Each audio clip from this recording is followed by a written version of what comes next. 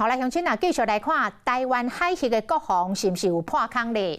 台湾基进党早起开记者会，讲去年有一台载毒品的渔船，船顶是安装政府禁用的中国籍北斗卫星定位系统。讲中国这套卫星目前是全球4大导航系统之一，强大功能已经威胁到美国 GPS 霸主的地位。若是台湾渔船违法来증设这套系统，恐惊会泄露到台湾海峡国防军港的机密。这啥物物件？船长？渔船啊载毒品，互人掠到，同款的情形。111年8月份，一台金鱼营1号嘛是利用渔船啊，伫台湾澎湖之间的海域运毒品，船顶被敲到一台北斗卫星导航。台湾的渔船已经成为中国统战的目标。中国籍北斗卫星定位系统，美国 GPS。俄罗斯的格罗纳斯以及欧盟的伽利略卫星导航，这是目前全世界4大导航系统。这中国北斗卫星其中的北斗3号，总共发射30粒的导航卫星。目前中国籍智慧型手机啊，支持北斗系统的就将近4亿机。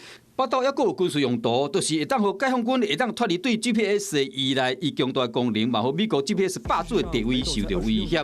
去年被敲到这个运毒船金鱼营1号，当时地点伫离澎湖赤坎渔港无远的台湾海域。船顶的北斗卫星导航，伊所发射范围除了高雄港、咱国海军的重要基地、左营军港，拢伫卫星范围内。恐惊透过这个卫星系统，军港内一寡机密已经漏泄出去啊。作战的时候，我们台湾的渔船是安装北斗卫星，那不就等于中国可以透过北斗卫星的传输资料，看光光我们军事区域部署的位置吗？北斗卫星导航设备其实伫网络就买得到，一组1万块。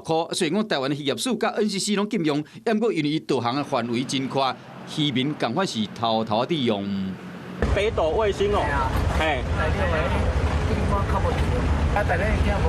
台湾基进因此召开记者会，呼吁相关的单位加强追查，以免咱的国安资料透过北斗卫星拢互看了了。